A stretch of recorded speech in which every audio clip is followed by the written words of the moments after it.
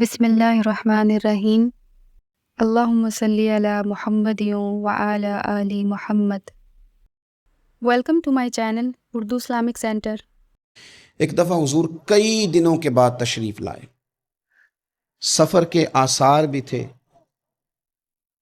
اور پھر حضور کا لباس مبارک بھی بہت دنوں سے حضور نے نیا جوڑا نہیں خریدا تھا، پہنا نہیں تھا، شرف نہیں بخشا تھا، تو کپڑے مبارک بھی نبی پاک صلی اللہ علیہ وسلم کے بظاہر بہت پرانے لگ رہے تھے۔ تو حضرت فاطمہ کے ہاں حضور تشریف لے گئے، تو سیدہ پاک نے حضور کے کپڑوں کو جھاڑا اور جھاڑ کر کے عرض کی، یا رسول اللہ آپ بڑی مشقت فرماتے ہیں، حضور آپ بڑی مشقت کرتے ہیں دین کے لیے۔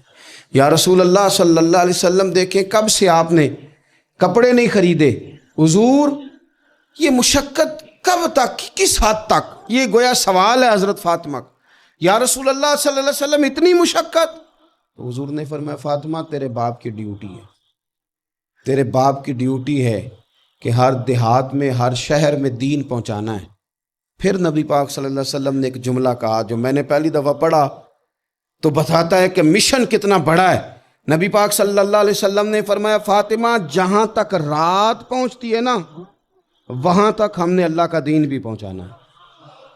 جہاں تک رات آتی ہے نا، جہاں جہاں رات پہنچتی ہے وہاں تک رسول کریم کا دین بھی پہنچے گا۔ حضور صلی اللہ تعالی علیہ وسلم نے یہ انداز حضرت فاطمہ کو سکھایا کہ جہاں جہاں رات پہنچتی وہاں وہاں دین بھی پہنچے گا، وہاں وہاں یہ دین پہنچ کر کے رہے گا۔ اب آپ اندازہ فرمائیے، اتنا بڑا مشن تھا، اور اس میں سیدہ فاطمہ الزہرا رضی اللہ تعالیٰ عنہ ساتھ حضور کے وقت گزارتی ہیں، ساتھ رہتی ہیں۔ بہت زیادہ آسودگی والی زندگی نہیں، لیکن اس کے باوجود بہت زیادہ پردے کا اہتمام۔ با پردہ عورت کون ہوتی ہے؟ جو برقع پہنے اور سارا گھوم کے واپس آ جائے۔ برقع اس نے پہنا، نقاب اس نے کر لیا، اب جہاں دل کرے جائے؟ نہیں، یہ بھی با پردہ ہے، اس پر بھی کوئی الزام نہیں، لیکن جو اصل با پردہ عورت ہے وہ کون ہے؟ جو گھر سے صرف ضرورت کے لیے نکلے، صرف مجبوری کے لیے گھر سے باہر جائے، ورنہ اپنے گھر سے، وہ عورت با پردہ ہے۔ ایک دن نبی پاک صلی اللہ تعالیٰ علیہ وسلم نے صحابہ سے پوچھا نا، بتاؤ مجھے دنیا میں سب سے بہترین عورت کون ہوتی ہے؟ لوگوں کا اپنا اپنا رویہ ہوتا ہے، کچھ کا خیال تھا کہ جو قرآن پاک کی حافظہ ہو، کچھ کا خیال تھا عالمہ فاضلہ ہو، کچھ کا خیال تھا کہ بچوں کی تربیت ٹھیک کرنے والی ہو، دین جس نے بچوں کو سکھایا وہ بہتر ہے۔ سب اپنے اپنے انداز میں بات کرتے ہیں، لیکن حضور نے فرمایا تم نے میری مراد کو پہنچے۔ حضرت مولا علی شیر خدا فرماتے میں پیچھے بیٹھا تھا، ذرا میں نے گردن جھکائی اور چھپ کے، نہ ویسے بھی قد مبارک بظاہر تھوڑا چھوٹا تھا حضرت علی کا، کہتے میں نکل گیا، حضرت فاطمہ کا حجرہ ساتھ ہی تھا، جا کے میں نے کہا فاطمہ حضور نے سوال پوچھا ہے، اب میں کس طرح یہ بات کروں کہ مولا علی شیر خدا کا علم؟ حضور نے فرمایا کہ میں علم کا شہر ہوں تو علی دروازے ہیں، تو اگر حضرت علی بھی کسی سے مسئلہ پوچھنے جائیں تو پھر بتاؤ نا کہ سیدہ فاطمہ کا علم کتنا شاندار ہوگا، ان کے علم کا کیا مرتبہ اور مقام ہے کہ حضرت فاطمہ سے پوچھا جا کے۔ کہا فاطمہ آج نہ حضور نے سوال پوچھا ہے تو سب صحابہ محو حیرت ہیں۔ حضور نے پوچھا بہترین عورت کون ہوتی ہے؟ تو کسی نے کچھ بتایا، کسی نے کچھ بتایا، بات بن نہیں رہی، آپ ذرا جلدی سے بتائیں۔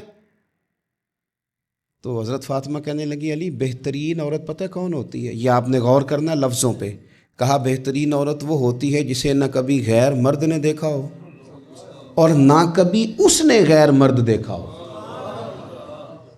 وہ سب سے بہترین عورت ہے۔ آپ میری بات پہ غور کریں، بس یہ حد ہے، یہ سیدہ فاطمہ کا پیغام ہے، یہ آج کے جمعے کا میسیج ہے۔ فرمایا نہ اس نے غیر مرد دیکھا ہو اور نہ غیر مرد نے اسے دیکھا، بہترین عورت ہے۔ حضرت سیدنا علی المرتضیٰ کہتے ہیں میں چپکے سے آ کے پھر صفوں میں بیٹھ گیا، بات ابھی جاری تھی، صحابہ بات کر رہے تھے، میں نے ہاتھ کھڑا کیا، میں نے کہا حضور بتاؤں؟ فرمایا بتاؤ۔ میں نے کہا یا رسول اللہ بہترین عورت وہ ہوتی ہے نہ اس نے غیر مرد دیکھا ہو اور نہ غیر مرد نے کبھی اسے دیکھا ہو۔ حضور نے میری بات سنی تو مسکرا کے فرمایا فاطمہ میرے جگر کا ٹکڑا ہے۔ کہا فاطمہ میرے جگر کا ٹکڑا ہے۔ تو حضرت علی المرتضیٰ کہتے ہیں صحابہ ایک دوسرے کا منہ دیکھ رہے تھے کہ بتایا تو علی نے، تعریف حضرت فاطمہ کی انہیں نہیں سمجھ آ رہی تھی، میرے دوستوں کو تو مجھے تو آ رہی تھی نا، مجھے تو سمجھ آ رہی تھی نا کہ حضور کیا فرما رہے۔ تو سیدہ فاطمہ الزہرا وقت وصال آ گیا، 6 ماہ حضور کے بعد گزارے پر آنکھوں سے آنسو خشک نہیں ہوئے۔ اور عجیب سیرت نگاروں نے باتیں لکھی ہیں، حضور کی اونٹنی بھی آ کے نا حضور کے بعد حضرت فاطمہ کے دروازے پہ بیٹھی رہتی تھی۔ حضور کی اونٹنی بھی، وہ جو حضور کے جانور تھے نا، وہ بھی سیدہ فاطمہ کے دروازے پہ آ کے بیٹھے رہتے۔ 6 ماہ یوں ہی گزرے۔ پھر ایک دن حضرت مولا علی شیر خدا کو بلا کے کہا کہ علی بس ایک بات کا خیال رکھنا، جنازہ میرا رات کو اٹھانا۔ رات کو پردوں میں چھپ کے وقت بتایا ہے، تو اب بھی چاہتی ہوں کہ میرے جنازے کو، میری چارپائی کو بھی غیر محرم نہ دیکھیں۔ اور پھر فرمایا کہ حضرت اسماء کو بلا کے کہا کہ میرا جنازہ رات کو اٹھایا جائے اور پردے کا خاص اہتمام کیا جائے۔ تو انہوں نے کہا میں نے حبشہ میں ایک طریقہ دیکھا ہے کہ عورتوں کو جنازوں کو اوپر سے کئی چادروں کے ساتھ ڈھانپ دیا جاتا ہے۔ فرمایا بس وہی میرے ساتھ بھی کرنا۔ رات کو ہی جنازہ اٹھا۔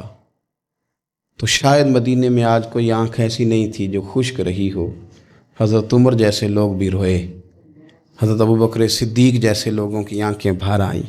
سیدنا عثمان غنی رضی اللہ تعالیٰ عنہ بھی ایک کونے میں بیٹھے تھے۔ کئی منٹوں تک سیدہ عائشہ صدیقہ رضی اللہ تعالیٰ عنہ بولی نہیں۔ لوگوں نے کہا ہوا کیا؟ فرمانے لگی آج حضور کی تصویر کی رخصتی کی باری آئی ہے، آج تصویر حضور کی جا رہی ہے۔ رات کو جنازہ سیدہ فاطمہ نے وصیت کی، جاتے ہوئے بھی غیر محرم کی نظر نہ پڑے۔ امام سیوطی نے حدیث لکھی ہے، میرے نبی پاک نے فرمایا دن ہوگا قیامت کا، اللہ فرشتوں سے فرمائیں گے نظریں جھکا لو۔ اہل محشر سے کہا جائے گا ذرا اپنی نظریں جھکا۔ یہ اہل محشر کون ہوں گے؟ ولی، غوث، کتب، صلحاء، اتقیاء، علماء۔ اپنی گردنیں جھکاؤ، نظریں جھکاؤ۔ کیا ہونے لگا ہے؟ کہا محمد کی بیٹی فاطمہ کی سواری گزرنے لگی ہے۔ یہ موقع حیا کا ہے، سیدہ فاطمہ کی سواری گزرنے لگی ہے۔ یہاں چونکہ انہوں نے پردوں میں وقت گزارا ہے تو صبح قیامت بھی پردوں کے اندر وہ جائیں گی۔ میرے اعلیٰ حضرت فرماتے ہیں سیدہ زاہدہ طیبہ طاہرہ، اور فرماتے ہیں جان احمد کی راحت پہ لاکھوں سلام۔ جان احمد کی راحت پہ، حضور کی جان کی راحت ہیں سیدہ فاطمہ، جان احمد کی راحت۔ اور پھر فرماتے ہیں آب تطہیر سے جس میں پودے جمے، اس ریاض نجابت پہ لاکھوں سلام۔ وہ تو پاکیزگی کا باب ہے۔ ایک تو یہ کہ خوب عقیدت کا اظہار کریں، دوسرا یہ کہ اپنے بچوں کو حوصلہ مند بنائیں، تیسرا یہ کہ سچ کی عادت ڈالیں، چوتھا یہ کہ صبر کا ان کو سبق دیں، پانچواں یہ کہ پردے کی خاص نصیحت فرمائیں، اور اپنے گھروں کے اندر آپ پیار والا ماحول بنائیں، بچوں کے ساتھ احترام والا رشتہ بنائیں۔ حضور سیدہ کے آنے پہ کھڑے ہوتے تھے، اس طرح کا ماحول بنائیں کہ جس سے اپنائیت بڑھے۔ اللہ کے حضور دعا ہے اللہ تعالیٰ ان کے صدقے ہماری اولادوں پہ فضل فرمائے۔ میری ویڈیو کو لائک کریں اور زیادہ سے زیادہ شیئر کریں تاکہ صدقہ جاریہ کا ثواب آپ کو بھی ملتا رہے، اور میرے چینل کو سبسکرائب کرنا نہیں بھولیے گا۔ جزاک اللہ۔